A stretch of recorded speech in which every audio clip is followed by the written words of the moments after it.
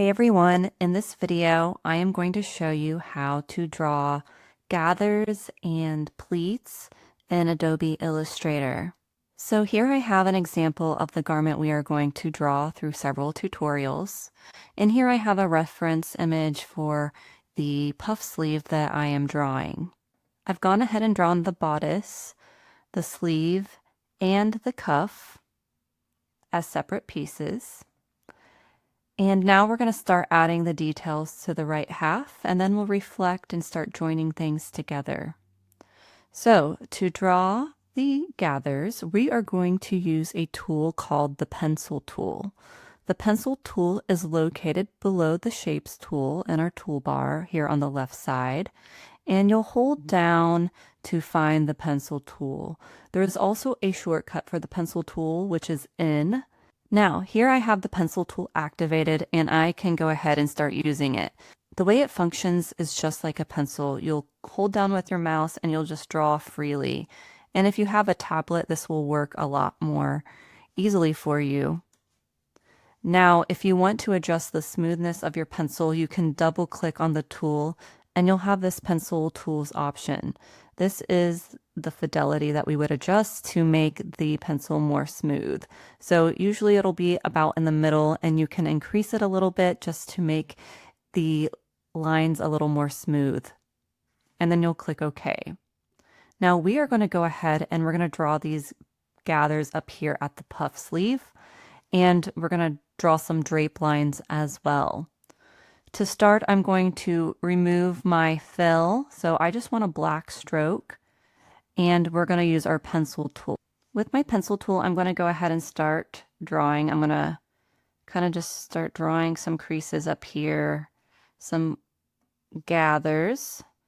And it doesn't have to be perfect because I can make adjustments to these with my direct select tool once I'm done. But I'm going to go ahead and just draw some in right there. I also want to add some creases, so let's go ahead and add some of those in.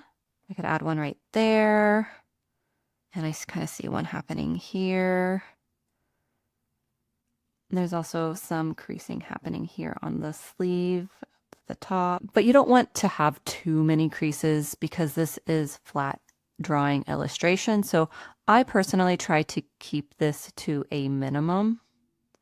Now, the way we've drawn it now is very cartoony. We're just using our basic brush up here, and it's all very flat. And my example here, we have this tapering effect that makes it look a little more dimensional. So what we need to do here is we need to apply what is called a variable width profile to our drape lines over here. So what we're going to do is we're going to select these lines. You can go ahead and select them by holding Shift and selecting. There are faster ways to select them. You could also go to Select, Same, and then you could go Appearance, and that will select them all.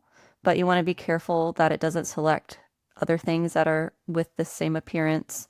But luckily, I haven't drawn too much yet. So with everything selected that we've just drawn, we're going to apply what is called a variable width profile. This will taper our stroke. So we can find the variable width profile in a few places. We can find it up here in our control panel.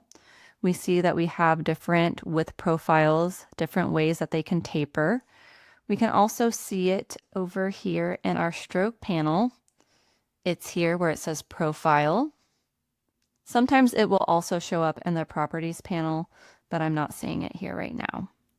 All right, so with these selected, I'm going to change the width profile. So let me go up here and we can try the first one.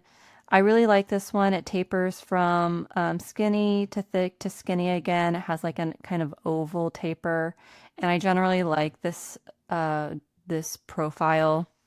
One that works well for drape lines on skirts would be the thick to thin. You can also create your own. So this one here with profile 1, this is one I created because I felt like with profile 4 was a little too thin at the ends. I wanted to have it go from thick to thin, but not to a full point. So I made my own with profile, which we can go over in a different lesson. But now I take a look and these drape lines look pretty nice. I could zoom in and, have them kind of come in more. So if I wanted to bring them in, I could do this. I could have some of them have a little bit of variation. So maybe this one I want to taper like that. And that's helping, it look a little more hand-drawn. So you can play around with these profiles and see what helps your drawing become illustrated in the way that you desire. So I hope that helps you understand the most basic way to draw gathers and to draw creases to help bring your garments to life.